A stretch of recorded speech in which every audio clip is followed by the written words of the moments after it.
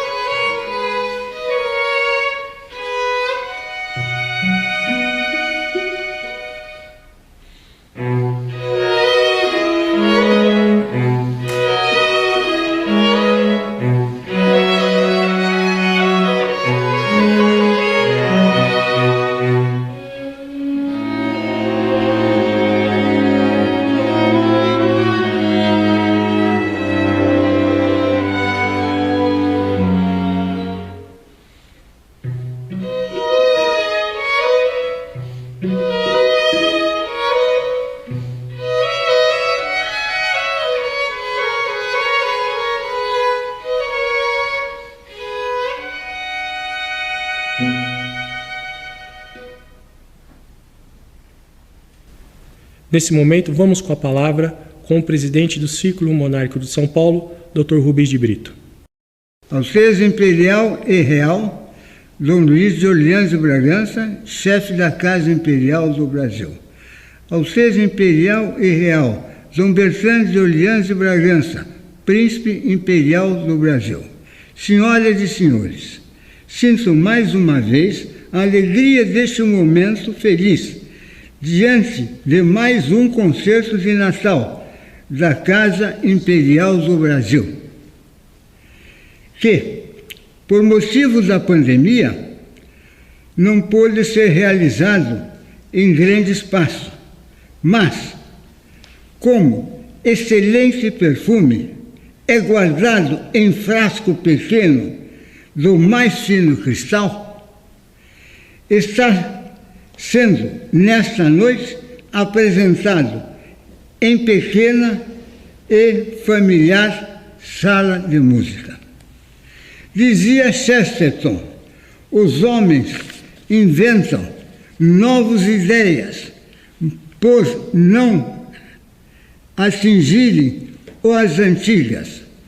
Olham para frente por terem medo de olhar para trás. Todos os homens na história que tiveram alguma coisa pelo futuro tinham os olhos postos no passado.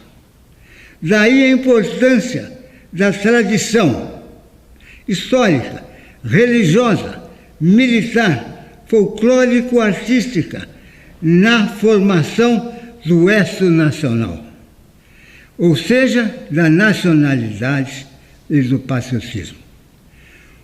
Um povo sem história, dizia Nabucco, é mero espectador no concerto das nações. Agradecemos à família imperial dos Orleans e Bragança, cujos antepassados foram responsáveis pela nossa unidade nacional, esses 8,5 milhões de quilômetros quadrados, descendentes das reais e imperiais casas de Portugal, de Espanha, de Áustria, da Itália, de França, da Alemanha e da Bélgica, por nos brindar mais uma vez por este momento musical.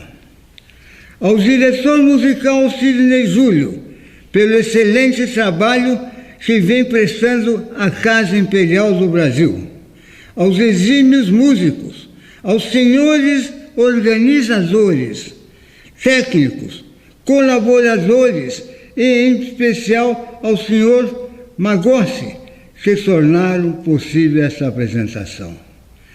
Afinem os ouvidos e deliciem-se. Um Santo Natal para todos, com o menino Jesus e a nossa Mãe do Céu. Obrigado.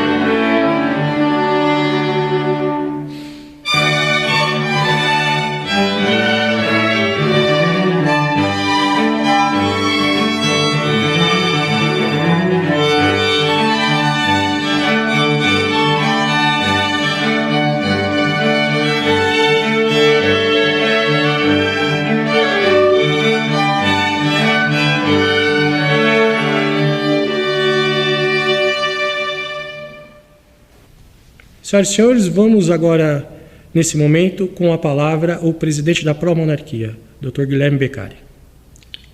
Altezas imperiais e reais, senhoras e senhores, boa noite a todos. Temos a honra e a alegria de mais uma vez apresentar o concerto de Natal da família imperial do Brasil. Em especial, neste ano, a Casa Imperial comemora os 100 anos do falecimento da princesa Isabel, conhecida como a Redentora, por ter assinado em 3 de maio de 1888 a Lei Áurea, que libertou os escravos em nosso país. O povo do Rio de Janeiro comemorou o fato com imensa missa campal de ação de graças no campo de São Cristóvão. O embaixador norte-americano no Brasil declarou estupefato: no Brasil, a extinção da escravidão foi comemorada com flores, enquanto, em meu país, custou uma guerra civil com quase 1 milhão de mortes. O barão de Cotegipe, opositor da Lei Áurea, afrontou a princesa Isabel. Vossa Alteza ganhou a partida, mas perdeu o trono. Pouco tempo depois, em 15 de novembro de 1889, sem o conhecimento do povo, um golpe de Estado, uma quartelada, derrubava a monarquia no Brasil e decretava o banimento da família imperial. A princesa Isabel declarou então: 1000 tronos eu tivesse, 1000 tronos eu sacrificaria para libertar os escravos no Brasil. Em homenagem ao seu gesto, que foi inspirado nos ensinamentos da Santa Igreja Católica, o Papa Leão XIII ofereceu à Redentora dos escravos brasileiros a Rosa de Ouro, em recompensa pela corajosa atitude. A Rosa de Ouro é a condecoração concedida desde o século XI pelos soberanos pontífices a personalidades ou instituições que tenham demonstrado inequívoca lealdade à Santa Sé. A princesa Isabel foi a única brasileira homenageada com tão alta condecoração. Devota de Nossa Senhora Aparecida, ela ofereceu à imagem milagrosa da padroeira do Brasil uma riquíssima coroa de ouro cravejada de brilhantes, dizendo: eu, diante de vós, sou uma princesa da terra, e eu me curvo, pois sois a rainha do céu. E eu vos dou tão pobre presente, que seria uma coroa igual à minha, e se eu não me sentar no trono do Brasil, rogo que a senhora se sente por mim e governe perpetuamente o Brasil. A princesa Isabel partiu para o exílio, e desde então Nossa Senhora Aparecida é de jure a rainha do Brasil, como o reconhecem os brasileiros de norte a sul. Agradecendo a todos que tornaram possível esta emissão, em especial aos seus organizadores, Sr. Marcos Paulo Magossi, Sr. Carlos Teles e Sr. Gabriel Gravina, desejamos uma boa audiência a todos e um Santo Natal.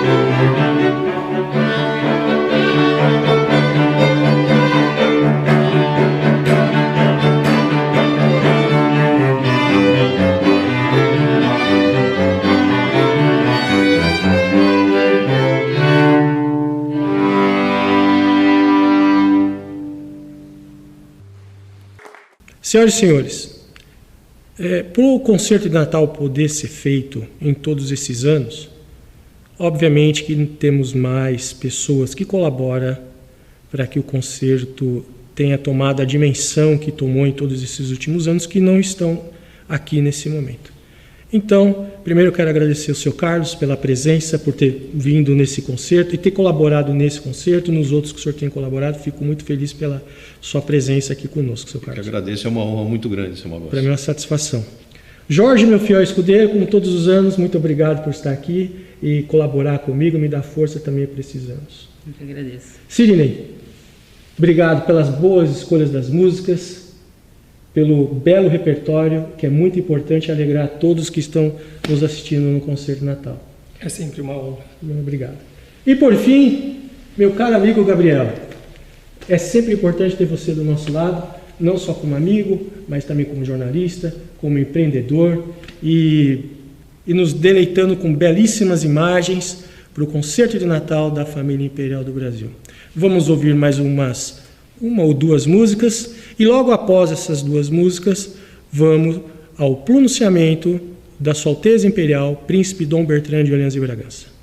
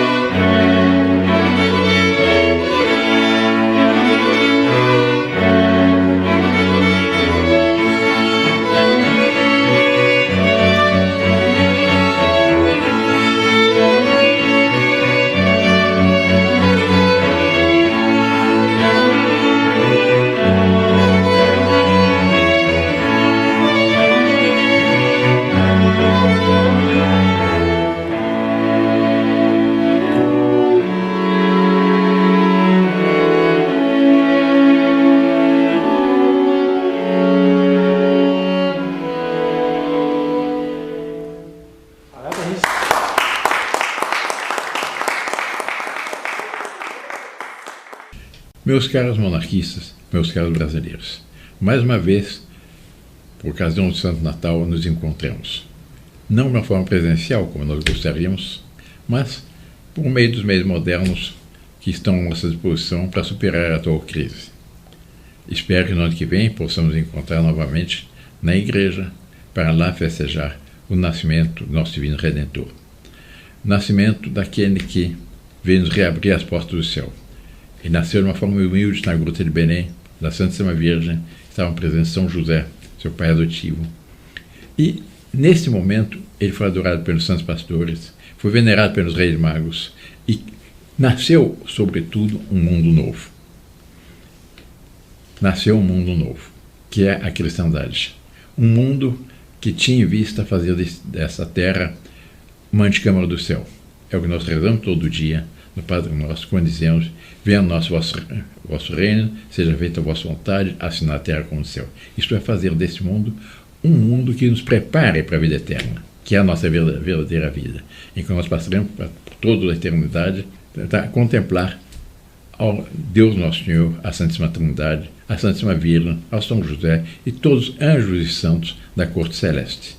E vermos de uma forma retrospectiva toda a história do mundo e também todo o futuro.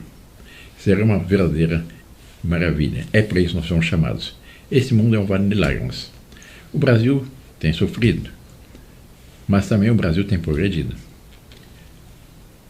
Com a vinda do Redentor, fundou-se uma nova era histórica, que é a cristandade, que é um mundo no qual se tem a verdadeira caridade, que é o amor ao próximo. Mas esse amor ao próximo que vem de onde? Vem do amor de Deus. E a caridade, o que é? É o amor de Deus sobre todas as coisas e ao próximo como a si mesmo. E esse foi o mundo que nasceu na gruta de Belém. Dessa caridade surgiu toda uma fase de liberdade. Para que tenham ideia, quando nasceu a nosso Senhor Jesus Cristo, nosso Divino Redentor, 2/3 da humanidade eram escravos. Foi a igreja, foi a lei de Deus que estava sendo respeitada, que libertou os homens. As mulheres eram desprezadas. Foi a igreja que as valorizou, pôs o seu devido lugar. E tal ponto que não existe nenhuma mulher no mundo, nunca houve, nem haverá, tão venerada, tão cultuada, tão admirada, a qual todos têm tantas pessoas recorrem, quanto a Santíssima Virgem, que é a nossa medianeira, junto ao seu Divino Filho, que estava naquele momento na manjedoura de Belém, mas depois está no céu para nos atender aos nossos pedidos. Dessa cristandade surgiram as várias instituições. No mundo antigo não havia hospitais, não havia leprosários, não havia asilos. Foi a igreja que se criou. As santas casas, para terem ideia, no mundo luso havia mais de 6.000 santas casas. Aqui no Brasil, mais de 70% da saúde pública gratuita eram das santas casas, em que as pessoas eram tratadas como irmãos em nosso Senhor Jesus Cristo, como filhos de Deus. Era uma verdadeira maravilha. Na França, como se chamavam esses hospitais? Até hoje, o Hotel de Deus. E os asilos para as crianças que nasciam deformadas eram chamados La Maison du Petit Jésus, a casa do menino Jesus. Perguntava-se com a família que tinham tido a infelicidade de uma criança que nascida de uma forma deformada, que eles não tinham possibilidade de criar. E seu filho onde está? Está na casa do menino Jesus. Havia essas maravilhas, é um outro mundo. E esse mundo nós que lutamos para restaurar, para que haja verdadeiramente harmonia entre os poderes espirituais e os poderes temporais, para fazer desse mundo, como eu disse, o que nós rezamos todos os dias, quando rezamos o Padre Nosso. Venha o nosso vosso reino, seja feita a vossa vontade, assim na terra como no céu. O objetivo, vencer na vida, o que é? Está resumido pelas palavras do Nosso Senhor. Procurai o reino de Deus, sua justiça, e todo o resto virá por acréscimo. Imagine, é um pensamento de Santo Agostinho, um mundo que se respeite os 10 mandamentos da lei de Deus. Só isso. Amar a Deus todas as coisas, respeitar o dia santo e guarda, não tomar o santo nome de Deus em vão, honrar pai e mãe, não matar, não pecar contra a castidade, não cobiçar a mulher do próximo, não desejar as coisas, e assim todos os 10 mandamentos. Só isso resolveram os problemas. Imagina uma cidade, uma região, uma nação que respeitasse verdadeiramente os 10 mandamentos. Peçamos a Deus Nosso Senhor, peçamos o Divino Infante no presépio, peçamos Sua Mãe Santíssima, que está ali junto ao Divino Infante no presépio, peçamos São José, protetor da Igreja, protetor da cristandade, que nos abençoe, que nos ajude, para que o mundo venha a ser, que o nosso Brasil venha a ser verdadeiramente a terra de Santa Cruz. O Brasil tem um futuro grandioso a realizar. Com a ajuda de Deus, eu tenho certeza que nós brasileiros vamos realizar esses planos magníficos da Divina Providência com a nossa pátria. Que Deus nos abençoe, que a Santíssima Virgem nos proteja, e a todos um santo e feliz Natal.